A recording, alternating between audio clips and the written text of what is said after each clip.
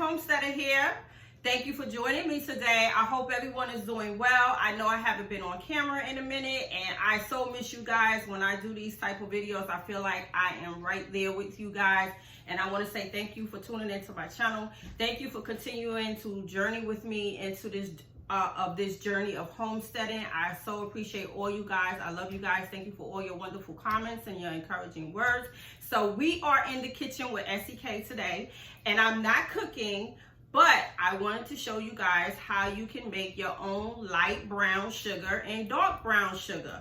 Very easy peasy. Y'all know Essie is about easy peasy. So what you're gonna need is grandma molasses. It doesn't have to be this brand. I grew up on this brand. This was in my grandma's house and my mama's house. And my grandmother also hinted to me about the brown sugar and how they used to do it back in the days. Oh, sorry for that, you guys. So you're gonna need dark molasses, and you're also gonna need your white sugar. Now, if you really want to jazz this up, you can add some, like flavor it up some more. You can actually add some vanilla extract. Now, if you haven't seen my video on how to make vanilla extract from scratch, check it may be the playlist for cooking with SEK.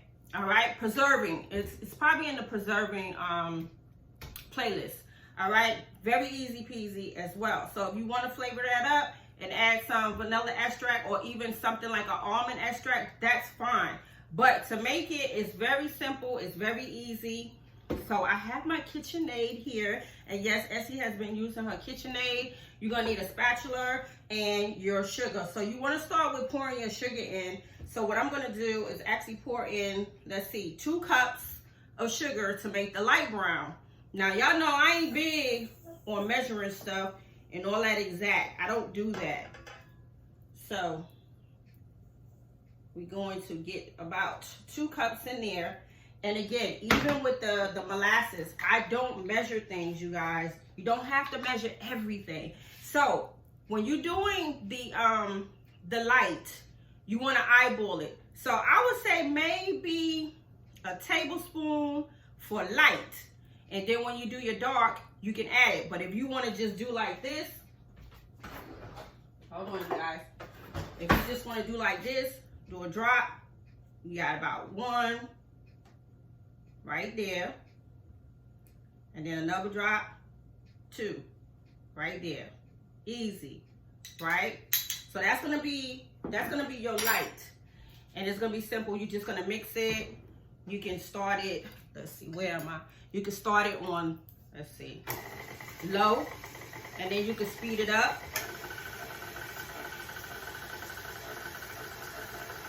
This is super, super, super easy, you guys. And what you can do, even as it is mixing, if you want to add your molasses while it is mixing, you can do that as well. Now, I've seen people mix it in a mixer. I've seen people do it with their hands. You can do that as well. So it smells so good. So can you imagine if you add the vanilla extract? Oh man. And you can also store them in Ziploc bags. And you can also save some money from not having to buy brown sugar bagged up. Okay, so it's mixing nice. It's like a little beige right now. And I think I'm gonna speed it up just a little bit.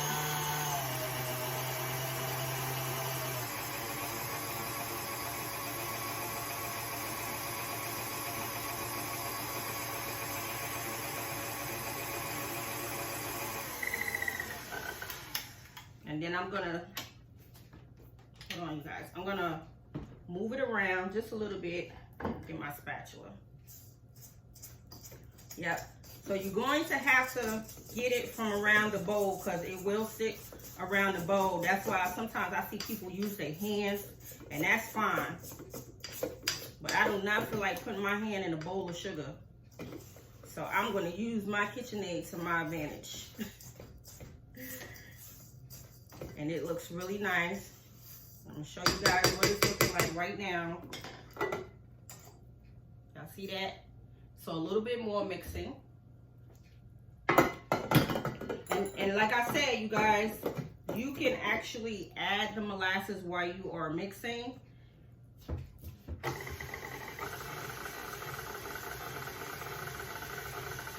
And then you can get that desired color.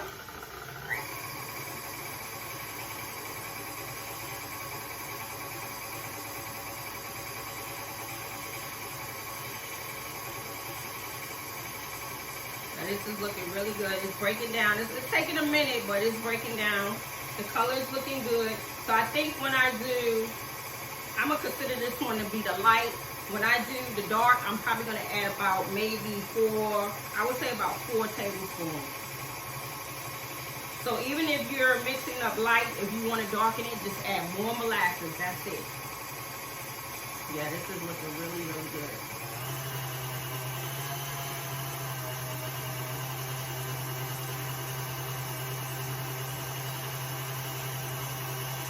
So I hope everybody has been doing well.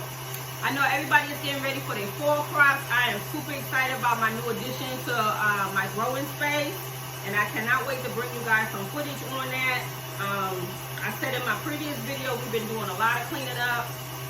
So we're getting ready to start prepping for the expansion of our growing area. And that's actually going to be on the left of the greenhouse. Okay, this is looking really good, but I'm going to give it a few more minutes. Very nice color. And you guys, make sure y'all drop me some lines on what y'all going to be growing this season. Y'all know I'm like the collard green queen of growing collard green trees. So y'all know that's the first thing that's probably going to be going in my raised beds. And I'm going to try to do a lot better as far as growing my cabbage. I'm going to try to get, what they call it, the insect cloth, like the real insect cloth. The last time I used tulle, that helped, but I think I really need that insect cloth, that landscaping cloth that they use to protect the brassicas, because y'all know the beetles is coming again, and them other insects that love brassicas. So I want to do a better job at growing cabbage. As much as I love cabbage, my favorite is cabbage and collard greens. So I'm hoping to have a very successful year with cabbage. I have some collard greens that are trying to bounce back. The collard green trees that was in the greenhouse, they're trying to bounce back. But I think it's, I don't think it's the beetles. I really think it's that other, I think it's the stinger. What they call them, other stingers. Because I noticed them, I'm trying to think which one it is, the stinger. Oh gosh, it's not the bees, it's some other ones that be attacking the bees. Y'all know SDK brain goes blank sometimes. But for some reason they tore up my small cabbages, and I seen them forming, but when I tell y'all, they must enjoy them small cabbages over there on the right side. Alright, you guys, so this is looking really, really, really, really good. And again, there's several ways you can store your brown sugar. I'm going to put mine in Ziploc bags, and you can put them in jars. If you want to put them in a mason jar, you can do that as well. There are other ways that you can preserve. I know some people put bread in there to preserve the sugar. So make sure you research on how to preserve it long, but I do know that that is one way to put a piece of bread in there. All right. Okay, this is looking really, really nice, you guys. Real nice. Let's see. Y'all see that color? Looks really pretty. All right. So I'm just going to stir this up.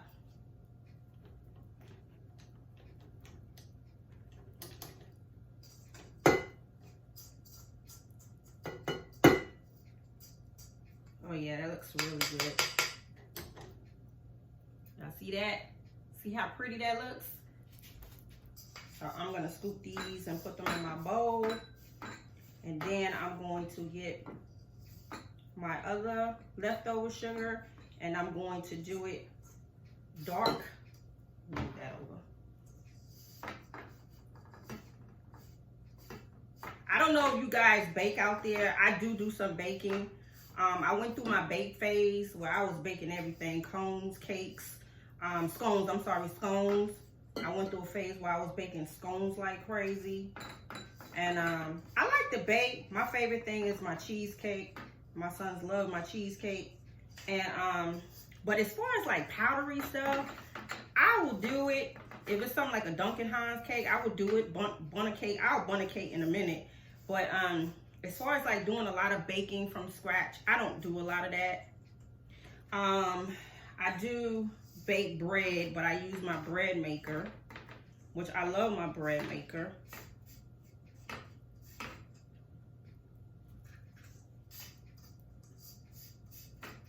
So I'm gonna put my dark sugar in this other container. All right. So we still have some more in there. So what I'm gonna do is add the other white sugar in here. And remember what I said, this one is actually going to be the dark, because I can tell that it's going to need more of the molasses. So this is our light. Now see how pretty that is? And now we're getting ready to do our dark. And what I'm gonna do, I'm actually gonna let this start spinning while I'm actually dropping it in.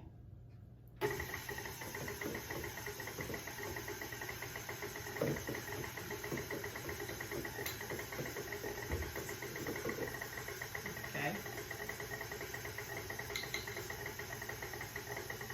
So that's probably like 2.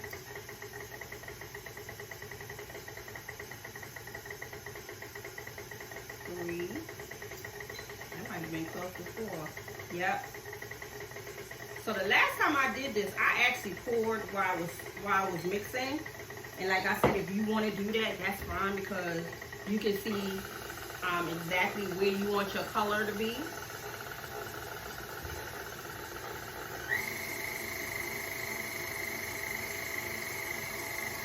Oh, it smells so good. I'm gonna add just another tablespoon. And y'all gonna see the difference.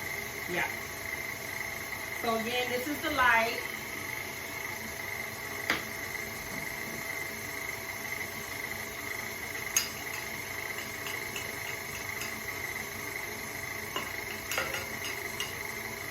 So yeah, you guys, drop me a line and let me know what you guys are gonna be planting. What you're going to be sowing. I'm going to try to do lots of brassicas. I'm going to do some radish. I haven't done radish in a long time. Well, not a long time. I haven't done radish probably in about 3 years. That was one of my first things that I grew. So I'm going to do some radish.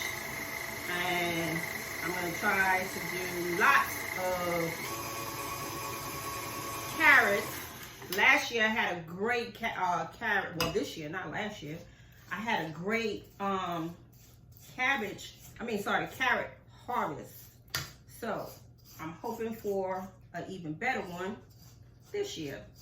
So, you know, as time goes on, you hope for a better harvest on everything that you grow, because you're learning as well. Remember, your garden is growing you as well. I try to encourage people to grow a garden so it can grow you. Gardening is very, very spiritual.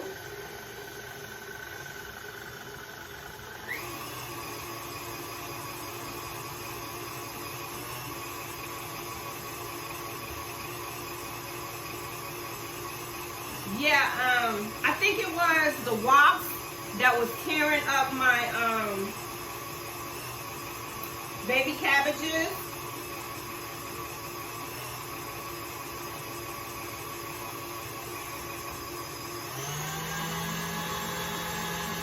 So pretty. Make sure you get all that syrup mixed in there too, you guys.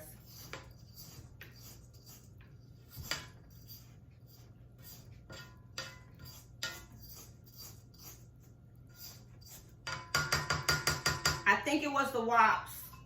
That's exactly what it was, I think. Because they was living over there. They tore my baby cabbages up. the leaves. I really wanted to harvest those leaves and cook them, but the wasp was tearing them up. Every time I went in that area, they was all over there. So I didn't even focus a lot on that area. I actually had the baby cabbages and I think my celery over in that area. It's like they were living there. Okay. Y'all see how pretty that is? Nice and brown. And even if you want to go darker, just add some more. But the more you add, the darker it gets, the more flavor you're going to get from whatever you're baking. And don't forget, if you want to bump it up a little bit in flavor, add you some vanilla extract. And matter of fact, I need to do an update on my vanilla extract because I had shook it the other day and it was looking so pretty. All my extracts that I had made, I think I did lemon, lime, almond, vanilla. I feel like I did something else. All right, you guys, so this is what it's looking like. Y'all see that? Beautiful brown sugar.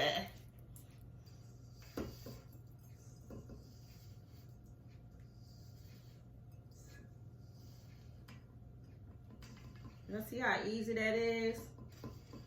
And again, I'm gonna store mine in the Ziploc bags and I'm gonna clean this up. I don't know, there are people that mix this stuff with their hands, but I don't want this all on my hands. I'm sure it'd be a good exfoliator though. It would be. People use brown sugar and molasses for exfoliator. You could probably, well, I know you can. You can mix up soap and everything with this, butters, all kinds of stuff you can do with this. All right, family, so that's what the dark is looking like. And this is what the light is looking like. All right, family? So, go make you some brown sugar. And let me get ready to clean up. Remember what I said, I don't measure anything. I just go by eyeball. Y'all see how easy it is to go by eyeball? All right, family, I hope you guys enjoyed this video. Make sure you guys give a thumbs up. SEK is back. Yes, in full effect. Y'all guys try to keep up because I'm about to trailblaze into that homesteading videos again, you guys. So thank you so much for tuning into my channel. I love you guys. Make sure you guys continue to stay safe. Make sure you continue to stock up on everything. Your food, your medicines, your water, all your toiletries. Do not forget, okay? Especially your meds, all right, family? So this is SEK the Homestead. I will see you guys on the next video. Thank you so much for tuning in. Peace.